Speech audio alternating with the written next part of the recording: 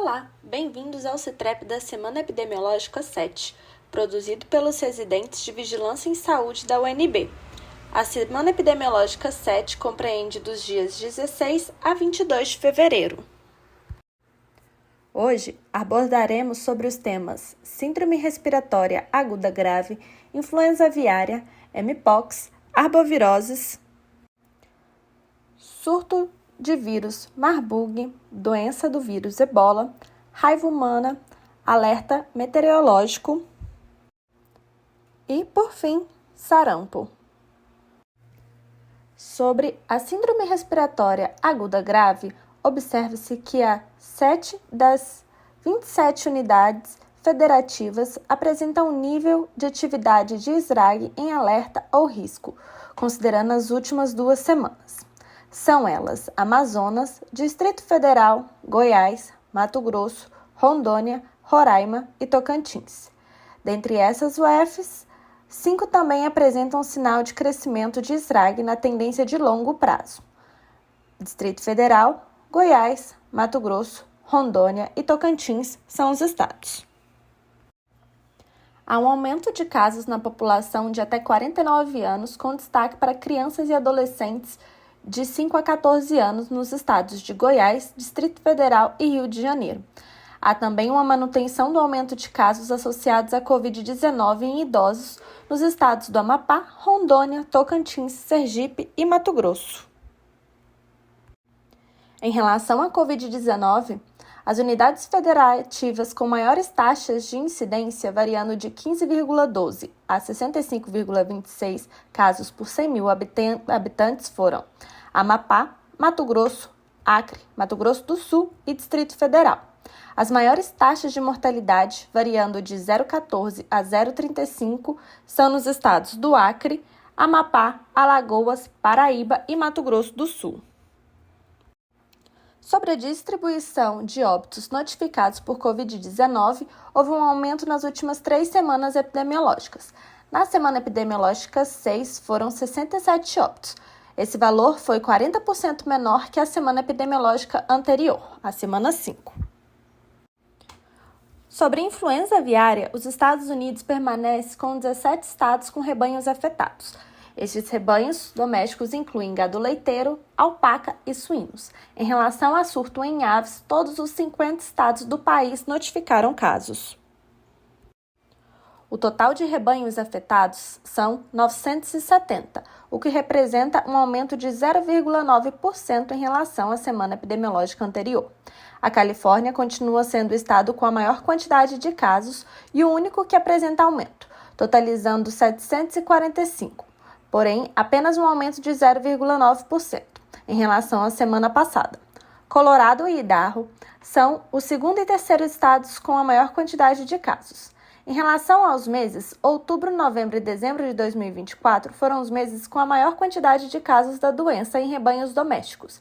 Em janeiro, teve uma expressiva queda, com um total de 42 casos. Fevereiro, até o momento, só houve 9 casos.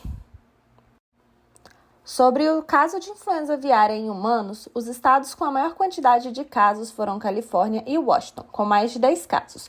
Colorado foi o terceiro estado com a maior quantidade de casos, totalizando 10 no total. Dos casos confirmados em todo o país, 41 tiveram contato com gado leiteiro, 23 com granja ou descarte de materiais provenientes de aves, 1 foi exposição a outros animais e 3 casos não possuem identificação da fonte. Até o momento foram 68 casos, um deles evoluiu para óbito, que ocorreu no estado de Louisiana. Foi detectado o vírus H5 em 15 águas residuais no período de 2 a 8 de fevereiro. O vírus foi encontrado em amostras em 3 estados. São eles Califórnia, Nevada e Nova Jersey. No Brasil, sobre o monitoramento de influenza aviária em aves, desde janeiro de 2024 até o presente momento, foram realizadas 1.202 investigações. Foram coletadas 331 amostras e foram 15 focos positivos, todos eles em aves silvestres. Na semana epidemiológica 7, foram realizadas 13 investigações. Não houve coleta de amostras, não há investigação em andamento e há 0 casos positivos. Os focos positivos de influenza aviária de alta patogenicidade no Brasil foram nos estados do Rio de Janeiro, São Paulo, Espírito Santo e Rio Grande do Sul. Na Lituânia, houve o maior surto de gripe aviária em muito tempo sem casos. Houve um abate de quase 250 mil aves em uma fazenda na região ocidental do país. O Serviço Veterinário e Alimentar da Lituânia informou que, provavelmente, a origem da doença em seu território é em decorrência dos surtos na Polônia, que desde o início do ano já totalizou 14 surtos. Em relação às arboviroses, sobre os casos de dengue no Brasil, até a semana epidemiológica 7, a incidência dos casos do ano de 2025 é 3 vezes menor que a incidência de dengue no ano de 2024, durante o mesmo período de tempo. Em 2024, as regiões do Centro-Oeste e Sudeste foram os mais afetados, principalmente o Distrito Federal, que apresentou um coeficiente de incidência de 3.813 casos, enquanto em 2025 o coeficiente é de 94 casos por 100 mil habitantes. Em 2025, os estados mais afetados são o Acre, com incidência de 595 casos por 100 mil habitantes, em seguida São Paulo, com 371 casos, e Mato Grosso, com 316 casos por 100 mil habitantes.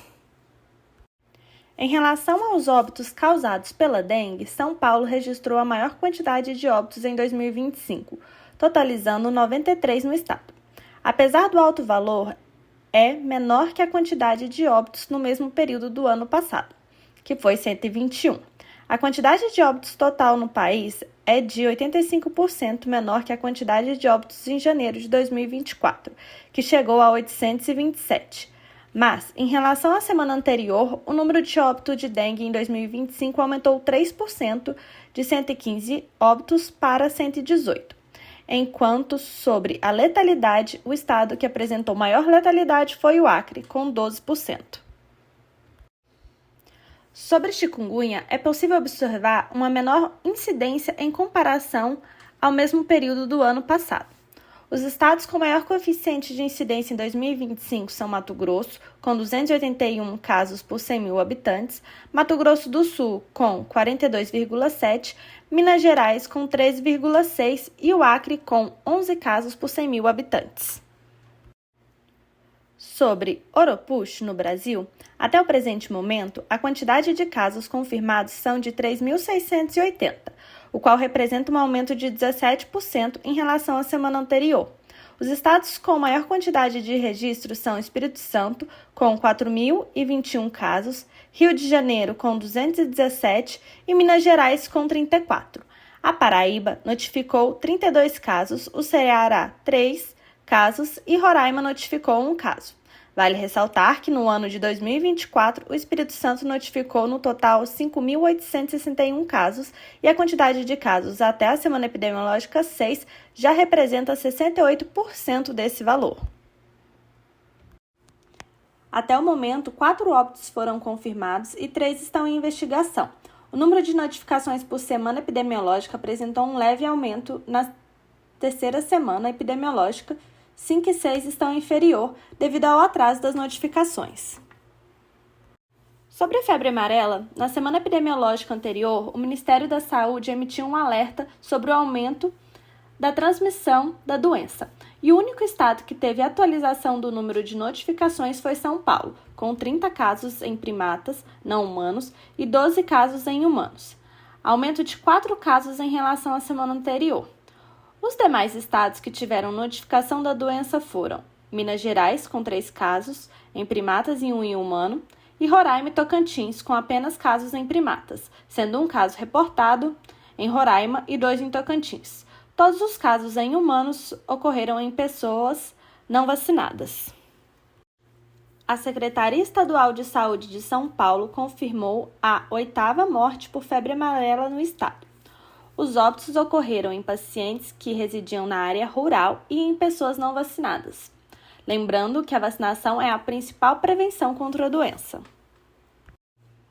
Sobre Mpox, a situação na África de janeiro de 2024 a 2 de fevereiro de 2025 foram reportados comunicados de 21 países. Ao total, têm-se relatados 19.764 casos, diminuição dos casos em relação às últimas 2 semanas epidemiológicas. Provavelmente, trata-se da confirmação dos casos suspeitos que foram retirados os resultados negativos do total de casos, e também diminuiu 2 óbitos, indo para 68 óbitos. Os países africanos que mais reportaram casos foram a República Democrática do Congo, atualmente com 13.224 casos, seguidos de Burundi, com 3.359 casos, e Uganda, com 2.479 casos. Já a situação do Mpox no Brasil, em 2025 foram atualizados os dados até 6 de fevereiro, permanecendo sem alteração à semana epidemiológica anterior. Portanto, continua a mesma situação, com casos em 17 estados. São 107 confirmados, 8 casos prováveis e 134 casos suspeitos, sendo mais frequente em São Paulo, com 53 casos, seguidos de Pará e Amapá, apresentando 12 casos cada estado. E a situação do Distrito Federal são 4 casos registrados deste ano.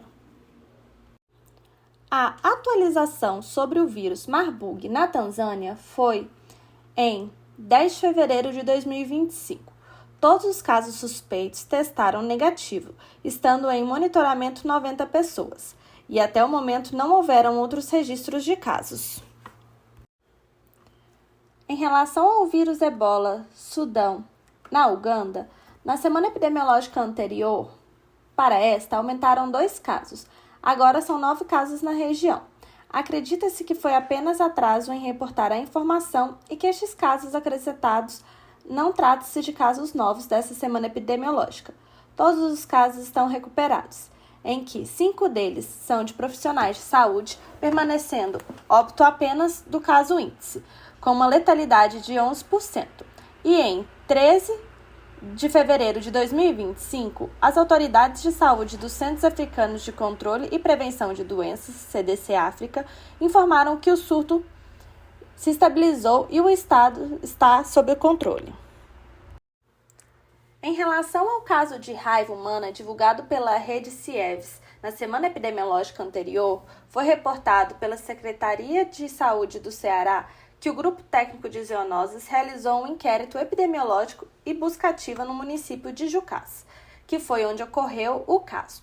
Além disso, as equipes intensificaram as ações de educação em saúde.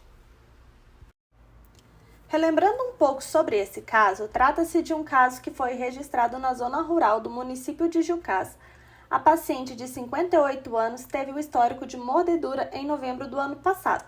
Passou a apresentar os sinais clínicos no dia 27 de janeiro. Foi internada e o caso foi confirmado como raiva no dia 31 de janeiro. Não houveram atualizações do estado da paciente, porém na semana epidemiológica 6 ela se encontrava entubada.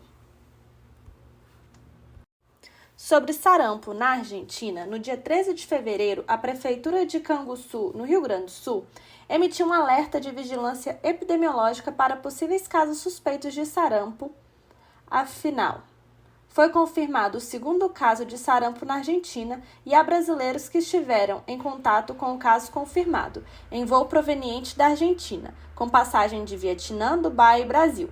Em buscas no portal oficial do Estado argentino não foram encontradas notícias. O Instituto Nacional de Meteorologia emitiu um alerta sobre a previsão de chuvas intensas e ondas de calor em diversas regiões do Brasil nos próximos dias. Diante desse cenário, é fundamental que a população esteja atenta aos riscos e tome as devidas precauções para minimizar possíveis impactos. Segundo o INMET, algumas áreas do país apresentam diferentes níveis de risco em relação às chuvas, sendo classificada nas categorias de perigo potencial, perigo e grande perigo. Os estados que possuem áreas classificadas como perigo potencial, onde há previsão de chuvas consideráveis com possibilidade de transtornos pontuais, são Roraima, Amapá, Acre, Rondônia, Mato Grosso do Sul, Bahia, Paraná, São Paulo, Santa Catarina e Rio Grande do Sul.